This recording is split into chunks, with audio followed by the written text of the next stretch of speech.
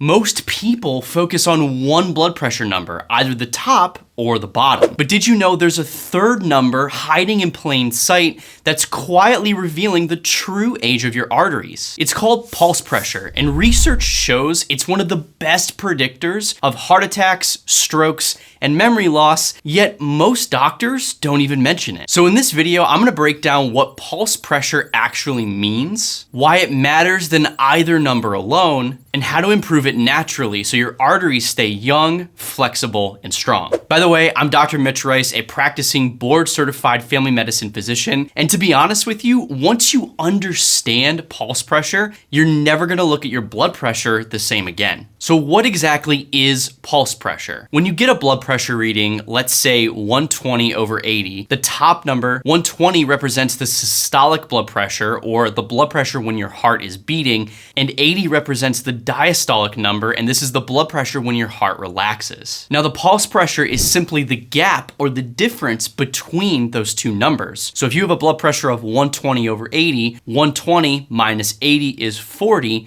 and 40 millimeters of mercury is your pulse pressure. That space between those numbers is a powerful predictor for how elastic or stiff your arteries are. Think of your arteries like rubber bands. When you're young and healthy, they stretch and are very flexible, especially with each heartbeat. But as you age, get high blood pressure, smoke, drink, or have a myriad of other medical conditions, those arteries become stiffer and less flexible. When that happens, your systolic blood pressure may rise a bit and your diastolic pressure may actually fall, which widens the gap of that pulse pressure. That increased widening is a signal that your arteries may in fact be aging faster than you are biologically. To really hit this point home, let's take the example of a good blood pressure, 120/80. We know that the pulse pressure for that is 40, which is in the typical range of what pulse pressure should be. Now let's contrast this against a not so good blood pressure of 150/75. The diastolic blood pressure is actually well within normal ranges, but the systolic pressure is pretty high, which widens that pulse pressure. Here's a quick guide to pulse pressure, and this is the exact same thing that I teach my patients. I call it the pulse pressure pyramid. And yes, that alliteration is 100% intentional. At the base of the pyramid, you've got normal arteries that are flexible, and you have pulse pressures that are around 40, which is well within the normal range. The middle tier is when your arteries begin to stiffen, and this is when the pulse pressure increases to about 50 to 60 millimeters of mercury. At the top of the pyramid, your arteries are very stiff, calcified, and that pulse pressure is north of 60. Your goal is to stay in that flexible zone, the base of the pyramid, for as long as humanly possible. Now, of course, we are battling age. As we get older, the arteries in our bodies do begin to stiffen naturally, which is just simple physiology.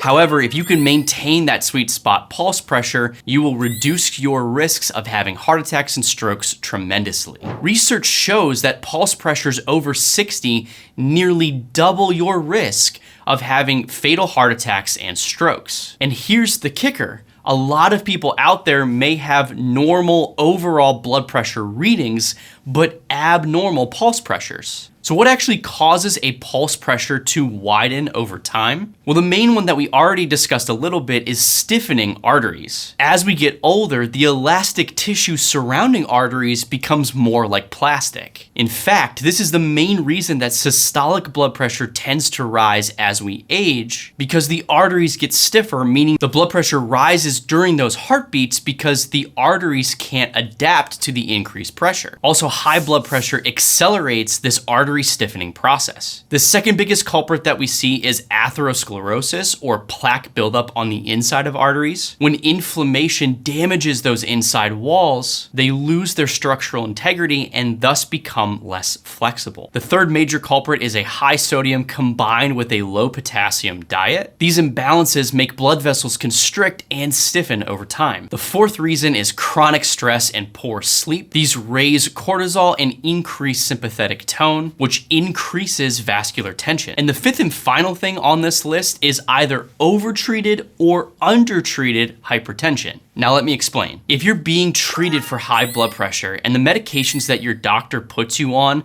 lowers your diastolic blood pressure too low, let's say less than 70, this can inadvertently widen pulse pressure, especially in older adults. This is why blood pressure management is so delicate, and most doctors miss this. They have to be aware of this pulse pressure. Yes, getting the systolic blood pressure down is a good thing, but in my opinion, not at the expense of lowering the diastolic pressure too much. So it's not just all about the top or all about the bottom number, it's actually about how wide or close they are relative to each other. Now here's something that most people don't actually realize. Two people can have the same average blood pressure readings, but very different pulse pressures. Take person A, for example. Their blood pressure is 120/80, and they have a pulse pressure of 40. But now you take the second person that has a blood pressure of 130/70, both of which are pretty good numbers, but their pulse pressure is all of a sudden 60. Even though both people's mean arterial pressures end up being around 100, the second person's arteries are significantly stiffer, and they're the one that's more likely to develop heart issues later down the road. Now, how can you actually bring down pulse pressure naturally? If your pulse pressure is 50 to 60 or even higher, it is time to act, but the good news is that you can lower it naturally. It really doesn't take a lot of effort to get this right. So I've broken it down into a 5-step pulse pressure plan. There's that alliteration again. Step 1, you want to optimize your sodium to potassium ratio. It's not just all about salt intake, it's the ratio of how much salt you're bringing into your body versus potassium. You want to aim for less than 2,000 milligrams of salt a day, combined with an increase of at least 4,000 milligrams of potassium each day. You want to focus on eating beans, avocados, salmon, and sweet potatoes because these all have lots of potassium in them. Step 2 is you want to focus on artery relaxing nutrients. Things like magnesium glycinate and omega-3 fatty acids have been shown to improve vascular elasticity. These nutrients directly reduce stiffness and therefore lower pulse pressure over time. Step 3 I call smart movements. Walking for just 30 minutes a day helps keep your arteries flexible, and isometric exercises 2 to 3 days a week help reduce vascular resistance, lower blood pressure, and narrow pulse pressure. Step 4 is you want to master your stress response. Practicing slow breathing, also known as resonance breathing, especially before bed, can really go a long way. Cortisol and adrenaline literally tighten your blood vessels,